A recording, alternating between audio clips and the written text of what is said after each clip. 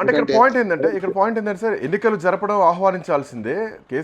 రేవంత్ రెడ్డి ముఖ్యమంత్రి అయిన తర్వాత ఆల్మోస్ట్ ఒక 3,000 కోట్లు, 2,700 నుంచి 3,000 కోట్ల రూపాయల వరకు కూడా మున్సిపాలిటీలకు కేటాయించారు. ఆ పనులు కూడా నడుస్తున్నాయి. సో ఎమ్మెల్యేలు కూడా రంగంలో దిగారు. ఈసారి మున్సిపాలిటీలను మొత్తం చేపట్టాలన్నటువంటి ఉద్దేశంతో.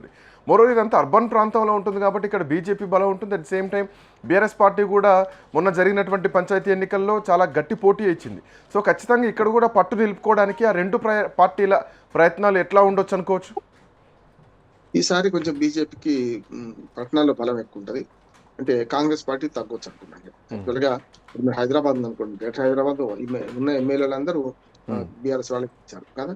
అట్లాగే గ్రామీణ ప్రాంతాల్లో మాత్రం కొంతవరకు మున్సిపాలిటీలలో, కార్పొరేషన్లలో మన కాంగ్రెస్ మన బీఆర్ఎస్ బలం ఉన్నది. కానీ బీజేపీకి వచ్చే కల్లా మొత్తం పట్టణ ప్రాంతాల్లో గణనీయమైన మార్పు ఉంటుందని నేను అనుకుంటున్నాను. గ్రామాల్లో 5 నుంచి 6% గెలిచారు సర్పంచులు వాళ్ళు. అది గొప్ప అంటున్నారు. ఎందుకంటే మేము అక్కడ ఎప్పుడు లేము కనుక, కొత్తగా వచ్చాం కనుక మంచిది అంటున్నారు.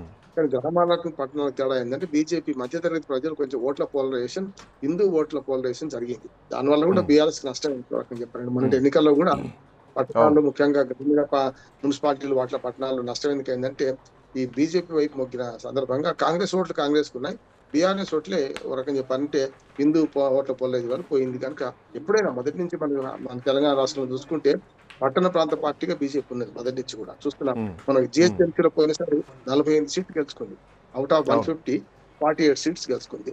ఎంఐఎం దాని తర్వాత 44 స్థానాలు. అట్లాగే 49తోని మనకు ఇది బీఆర్ఎస్ ఉండేది. అంతకు 2 సీట్లు మాత్రమే చూసాం కదా. సరే, ఫిరాయింపుల ద్వారా మొత్తం కాంగ్రెస్ మలుపుకున్నది. వాళ్ళకి మేయర్ కూడా కాంగ్రెస్ పార్టీ మేయరే విజయలక్ష్మి గారు పార్టీ ఫిరాయింపులు అయిపోయింది. కానీ ఇప్పుడు వచ్చే నా అభిప్రాయం ఏంటంటే ఎన్నికలు జరపడం మంచిదే.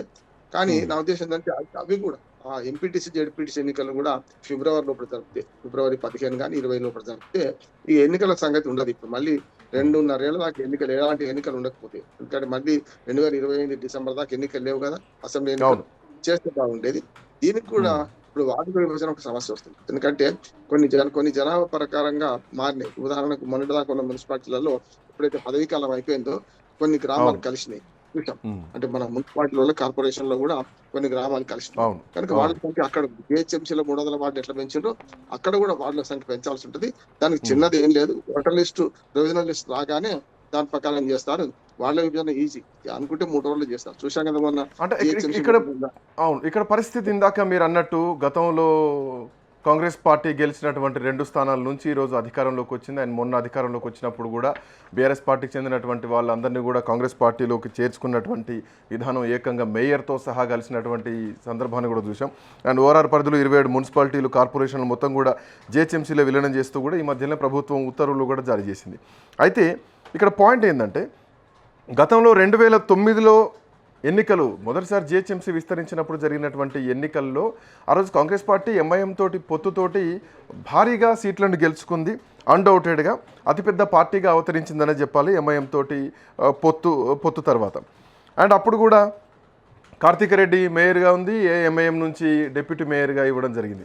సో ఇప్పుడు ఈ పొత్తు ఎట్లా ఉండొచ్చు? మళ్ళీ ఆ రకంగా ఏమైనా ఎంఐఎంతో వెళ్ళేటువంటి అవకాశాలు ఉంటాయా జిహెచ్ఎంసీ పరిధి పెరిగిన తర్వాత? ఎందుకంటే వాళ్ళకున్నటువంటి వ్యూహాలు అవే. డిప్యూటీ మేయర్ ఎంఐఎంకి ఇస్తాం, మేయర్గా మళ్ళీ కాంగ్రెస్ పార్టీ నుంచి అభ్యర్థి ఉంటారు. సో ఇది మళ్ళీ బీఆర్ఎస్ కానీ బీజేపీకి కానీ ఎట్లాంటి ఎఫెక్ట్ ఉండొచ్చు? కాంగ్రెస్ పార్టీ వ్యూహాన్ని ఎట్లా చూడొచ్చు పెరిగిన జిహెచ్ఎంసీ పరిధిని? మీరు 2015లో కూడా ఎన్నికలు జరిగినాయి కదా శ్రీకాంత్. అవును. 2009 తర్వాత 2015లో బొంతు రామ్మోహన్ మేయర్ అయ్యారు. అప్పుడు చూసాం కదా 99 సీట్లు గెలుచుకుంది బీఆర్ఎస్. 99 100కు ఒకటి తక్కువ. వాళ్ళు ఛాలెంజ్ చేశారు. 2016 అనుకుంటా కదా, 16. అయితే అప్పుడు ఛాలెంజ్ చేశారు కూడా, ఇది 100 కారు సర్కారు 100 సర్కారు అన్నారు కదా. అట్లా 99 అట్లా చూసుకుంటే ప్రభుత్వం ఏది ఉంటే అది అప్పటికి తెలంగాణ వచ్చేసింది. 2 సంవత్సరాలు అయిపోయింది. అభివృద్ధి చూశారు. ముఖ్యంగా పట్టణ ప్రాంత ప్రజలు ఆశీర్వదించారు. చాలా వరకు మున్సిపాలిటీస్ కూడా చాలా వరకు గెలుచుకుంది. అంటే 2015లో మున్సిపల్ ఎన్నికలు జరిగినాయి. 2016లో ఒక జిహెచ్ఎంసీ ఎన్నిక జరిగింది. ఒకటి 2016లో అప్పుడు 100 స్థానాలు 99 స్థానాలు గెలుచుకుంది. 150. అప్పుడు బీజేపీ చాలా తక్కువ కదా బీజేపీ గెలుచుకుంది. అక్కడ అప్పుడు 5 స్థానాలు గెలుచుకున్నారు. ఎంఐఎం ఎట్లాగూ మామూలు 44 దగ్గర అయిపోయింది. 44 ఉన్నాయి అప్పుడు.